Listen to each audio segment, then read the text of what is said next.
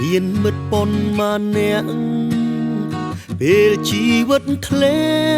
តើអ្នកណាអាចជួយប្រឹក្សាឬមានតែខ្ញុំទេតែតោលគ្មានអ្នកពិភាក្សាអង្គុយស្រាយសាមីកាដោះស្រាយបញ្ហាម្នាក់ឯងផ្ទួន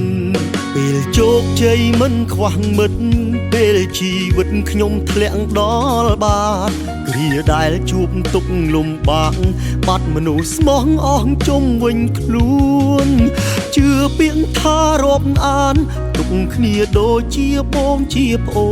នខ្ញុំធ្លាក់ដល់ចំណុចសូន្យអ្នកស្មោះត្រង់ខ្ញុំទៅណាអស់ហើយពេលជោគជ័យមិនខ្វះអ្នករាប់ពេលយើងភ្លោតផ្លូវជួបបញ្ហាទើបដឹងថាគ្មានអ្នកណាចង់ក្បែរយើងឡើយជីវិតពិតមិនដូចរឿងខ្លីពេលធ្លាក់ដល់ដីឃើញមិត្តច្បាស់ហើយអ្នកខ្លះមើលមុខមើលក្រោយអស់ប្រយោជន៍ឲ្យគេក៏ផ្ដាច់ខ្លួនអស់លុយខ្ញុំរកបានវិញទៀតតែមិត្តភាពមិនរាប់វិញឡើយពេលខ្ញុំដួលខ្ញុំឃើញច្បាស់ហើយអ្នករត់ពួនអ្នកធ្លាប់ជួយខ្ញុំមិនភ្លេចសងអ្នកវិញ1គុណ4អ្នកខ្លាចខ្ញុំពឹងពាក់ខ្លួនខ្ញុំមិនគុំពួនចង់ទៅណាទៅ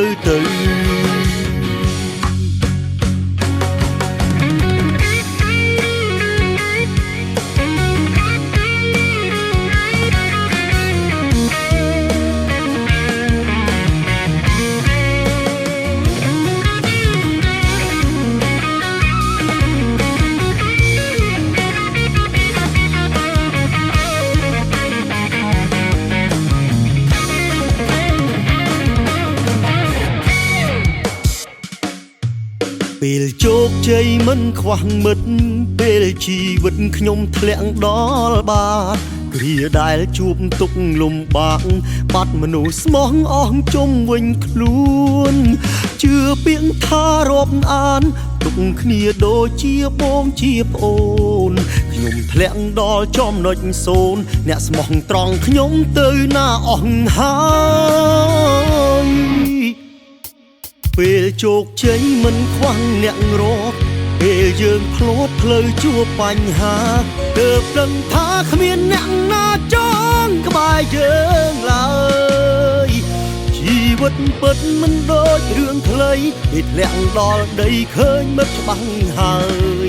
អ្នកខ្លះមើលមុខមើលក្រោយអស់ប្រយោជន៍ឲ្យគេក៏ផ្ដាច់ខ្លួនអស់លុយខ្ញុំរកបានវិញទៀតតែមិត្តភាពមិនរាប់វិញឡើយពេលខ្ញុំដួលខ្ញុំឃើញច្បាស់ហើយអ្នករ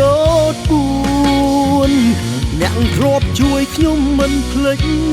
សងអ្នកវិញ1គុណ4អ្នកខ្លាចខ្ញុំពឹងពាក់ខ្លួនខ្ញុំមិនគុំពួនចង់ទៅណាទៅ